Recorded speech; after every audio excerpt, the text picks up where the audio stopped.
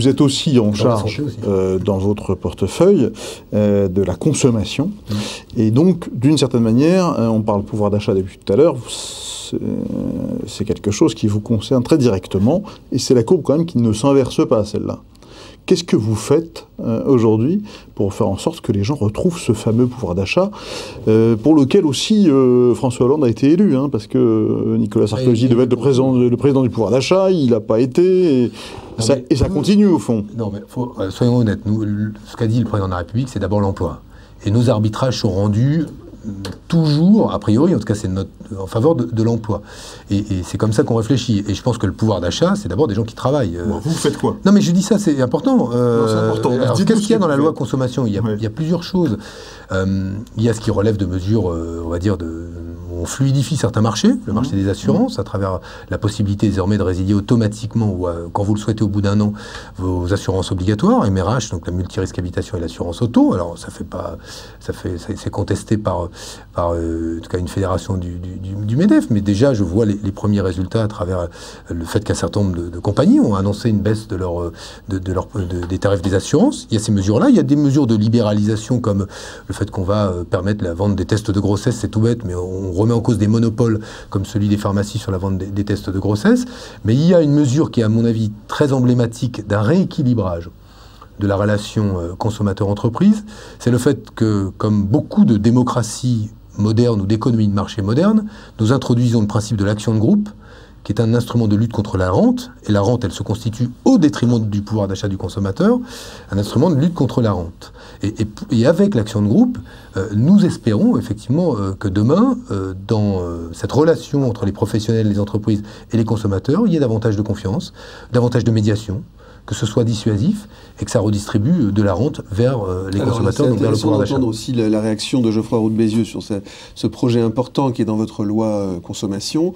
Donc on appelle ça class action en anglais, mais peut-être que dans l'action de groupe c'est différent. Je suis dans les télécoms. On est passé d'un modèle où il y a 10 ans il n'y avait pas assez de concurrence à un modèle où il y a trop de concurrence, et on voit bien qu'il y a toujours un écart entre le consommateur et l'employé. Le résultat de l'hyper-concurrence, c'est quand même une perte d'emploi très très forte, même s'il y a eu en même temps un gain de pouvoir d'achat. C'est la réalité économique, je sais bien que nombre de gens la contestent, mais je crois que c'est incontestable. Donc il faut, dans ces cas... Par exemple, dans quel secteur? Les télécoms. Uniquement, non, mais c'est donc un télécom. À l'arrivée de Free. Voilà. Mais une fois qu'on a dit ça, il faut trouver cet équilibre entre une saine concurrence, parce qu'il y a des professions réglementées, parce qu'il y a des endroits où il n'y a pas assez de concurrence, indiscutablement, parce que plus de travail, plus de concurrence, c'est plus de richesse, et en même temps, faire ça avec mesure, dans des lois qui ne soient pas trop complexes, qui ne soient pas pénalisantes pour les entreprises. Moi, ce que je reproche à cette loi, sans esprit de polémique, c'est que, il y a 73 articles dans un contexte où le président de la République nous parle de choc de simplification, ça n'aide pas. Alors, vous n'êtes pas le seul à faire des lois, je vous l'accorde, mais depuis qu'il est élu, on a eu beaucoup de lois et pas beaucoup de lois ou d'articles supprimés. Deuxièmement, il y a un côté très pénalisant pour les entreprises. Je crois qu'il y a des cas d'amende qui vont jusqu'à 10% du chiffre d'affaires. C'est de quoi tuer le business. Et puis, il y a 2 articles qui nous posent problème, mais vous le savez, Monsieur Hamon, qui sont glissés, alors je ne sais plus quoi, c'est 10 et 11 ou 11 et 12, qui concernent la cession d'entreprise. Ça, c'est dans l'autre loi. Ah, c'est dans l'autre loi. C'est dans la loi sur l'économie sociale. Excusez mon ignorance judiciaire, mais je vais quand même dire un petit mot. L'enfer est vraiment passé de bonnes intentions, parce que la reprise d'entreprise par les salariés, moi j'en suis un fervent partisan, sous forme de scope. Tout le monde est pour. Hein. Tout le monde est pour. Mais le problème, c'est pas la loi, c'est pas d'obliger le patron à le proposer, c'est le financement, tout le monde le sait. Donc, faire des choses autour du financement des salariés pour qu'ils puissent racheter une entreprise, ça aurait été une vraie bonne idée. Mais là, faire une loi coercitive qui oblige un patron, quand il veut vendre, à prévenir son comité d'entreprise ou ses salariés, et donc se retrouver sur la place publique, alors que c'est un process forcément confidentiel, je vous assure, c'est une grave erreur, surtout dans une petite entreprise. Bon, alors je distingue les deux choses, hein, parce qu'il y avait le premier sujet conso, et puis je dis un mot sur le droit d'information des salariés. Sur le sujet conso, qu'est-ce qu'on veut ? C'est qu'aujourd'hui, quand il y a une pratique anticoncurrentielle, vous allez payer une amende, il y en a qui en ont déjà payé, vous pas, heureusement, pour vous d'ailleurs, mais vous la payez à qui? À l'État, mais le consommateur qui a été victime du préjudice, qui a payé peut-être 20% du prix en plus du marché, de ce qui aurait été le prix normal de marché, lui ne sera jamais indemnisé du préjudice. L'action de groupe, elle vise à quoi? À éviter ces pratiques anticoncurrentielles, et pour ce qui relève des sanctions, je veux juste dire qu'aujourd'hui, le niveau des amendes dans le domaine de la concurrence, c'est déjà jusqu'à 10% du chiffre d'affaires. Et qu'en l'occurrence, non, mais qu'en l'occurrence, mais ce qui est valable dans le domaine de la concurrence, moi je ne crois pas qu'il y aura... le juge, il apprécie proportionnellement, il ne va jamais aller jusqu'à 10% du chiffre d'affaires de l'établissement. On ne parle pas du groupe, donc on n'est que sur l'établissement. Mais je vais prendre un exemple. Pourquoi est-ce qu'on a voulu être plus dissuasif? Faire confiance au ministre, je ne suis pas sûr que je fasse confiance au juge. Mais allez-y, continuez. L'affaire de la viande de cheval, on s'est rendu compte de quoi? C'est que la tromperie économique, là, elle était passible d'une amende si modique qu'en clair, pour un secteur sous pression, il peut y avoir parfois des arbitrages conscients en faveur de la triche plutôt qu'en faveur de la légalité. Et tous ceux qui ont choisi la loi, qui ont été parfaitement clean avec la loi, eux, se retrouvent pénalisés par un seul.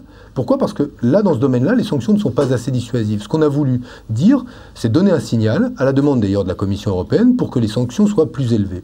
Donc je le dis, on a une approche qui est une approche dissuasive et pas une approche du tout pénalisante.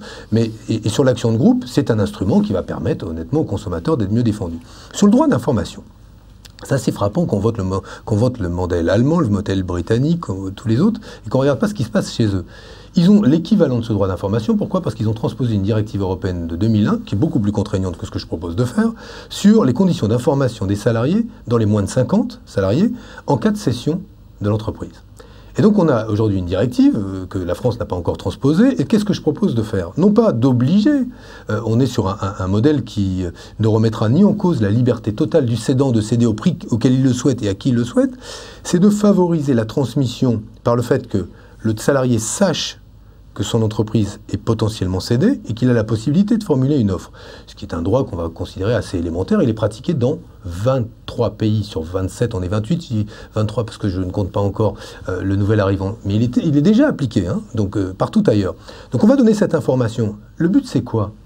Il y a 50 000 emplois, mais ça vous le savez, parce que je me suis largement documenté du coup dans les travaux du MEDEF, de bon nombre d'organismes sur la transmission. Il y a 50 000 emplois détruits dans des entreprises qui ne trouvent pas de repreneurs, PME souvent, où honnêtement on fait un petit 3% de marge, ça n'attire pas forcément les repreneurs, et résultat, ça ferme. Et ça ferme où? Pardon de le dire, mais dans des territoires où on ne peut pas se permettre de fermer une PME de charpente, de menuiserie, etc. Il y avait d'autres solutions. Mais ce qui ne nous empêchera pas de faire ce que vous dites autour. On va pas Geoffroy Roux de Bézieux, mais juste quand on l'écoute, là, Benoît Hamon, il veut libéraliser les prix, il veut faire jouer la concurrence, il veut qu'il y ait des offres des salariés. Au fond, qu'est-ce que vous pouvez lui reprocher à cette politique? Le diable est malheureusement dans les détails techniques. Alors, donc juste en deux mots, sur la class action, nous, ce qu'on craint, c'est une américanisation du droit. Vous avez même des sénateurs qui ont déposé un amendement, je ne sais pas s'il passera, pour que les avocats puissent faire de la publicité. Donc on voit bien comment ça fonctionne. Vous connaissez le système aux États-Unis, vous débarquez de l'avion, on vous dit « Est-ce que vous êtes content de vos vacances ?» Non. Ah ben ça tombe bien, vous avez des hordes d'avocats. J'exagère un tout petit peu, mais c'est le premier pas. C'est pas la loi, ça. C'est le premier pas, c'est le premier pas. Sur la cession d'entreprise, je partage le diagnostic, vous avez beaucoup de TPE qui, comme vous dites, n'intéressent personne. Le cédant est un monsieur qui part une dame qui part à la retraite et on perd des emplois bêtement. Mais rien n'empêchait de faire un système qui cherche un repreneur dans la confidentialité, parce que le mot confidentiel est très important quand on cherche à vendre une entreprise. S'il ne trouve pas, on met un système en place qui prévient les salariés. La BPI, qui est vantée très largement par le gouvernement, pouvait venir à ce moment-là abonder, parce que le problème c'est le financement, encore une fois. Hein. Vous savez très bien que la reprise d'entreprise par les salariés, elle ne fonctionne pas parce qu'il n'y a pas d'argent, il n'y a pas de crédit. Quand vous êtes salarié, vous n'avez pas d'économie. Je ne suis pas adversaire de l'idée qu'on puisse demain, pour quiconque chef d'entreprise qui déciderait de provisionner pour favoriser la reprise par les salariés, qu'il puisse y avoir un certain nombre d'incitants fiscaux dans ce domaine-là. Je ne suis pas contre qu'avec les chambres de commerce et d'industrie, sur ce qu'elles appellent les écoles de managers, on travaille à former, et avec les unions régionales de SCOP, le cas échéant, à former ces managers. Mais je vais même vous dire, dans la reprise, moi j'aime bien les SCOP, mais c'est pas que des SCOP qui vont se créer. Il peut y avoir 3 cadres qui décident de saisir ce droit qui leur est donné pour formuler une offre de reprise, avec un tour de table dans lequel on se retrouve pas avec une SCOP à la clé. Moi j'aime bien ça parce que je trouve ça intéressant comme modèle et que ça participe de cette forme de biodiversité économique dont je pense qu'elle est une richesse pour notre modèle entrepreneurial. Mais il n'y a pas de fermeture. Ce que je veux juste dire, c'est que dans cette affaire-là, on crée à la fois un droit qui est très peu contraignant quand on regarde ce que j'ai proposé, mais en plus une opportunité de reprise, et donc de maintenir de l'activité. Mais je rebondis... Mais l'argument de la confidentialité, vous dites quoi là-dessus? Parce que je dis que d'abord... Ça, c'est la réalité des entreprises. Mais d'abord, par la loi, le salarié qui reçoit l'information est tenu à la même confidentialité que n'importe quel... sauf que d'ores et déjà, dans les plus de 50, quand il y a un projet de cession formalisé, vous transmettez au CE tenu à la confidentialité des informations beaucoup plus d'informations, puisque vous transmettez des informations financières. Le projet soit finalisé, c'est ça qu'on... Nous, on ne demande pas plus que ça. Sauf que là, c'est juste l'intention de céder. Il n'y a pas une seule information. Or, je vous invite juste à regarder ce qu'est la directive de 2001. Cette directive-là, elle impose aux États membres de l'Union européenne, pour la cession de toute entreprise, même les petites, de donner des informations qui vont bien au-delà du simple fait de dire j'ai l'intention de céder. Et moi, je vous encourage à travailler à une solution qui soit la solution. Je pense qu'on a trouvé le bon compromis. J'espère que vous avez écouté quand même les choses qui sont dites et qui pourraient peut-être modifier un tout petit peu le texte. Ou pas. Mais non, mais on a déjà écouté. Vous savez, j'ai déjà vu M. Gattaz, j'ai déjà vu M. Roubaud, donc on a beaucoup travaillé. Benoît Hamon, vous êtes... J'ai vu aussi les syndicats de salariés. Vous avez bien fait. Je pense qu'il les voit aussi.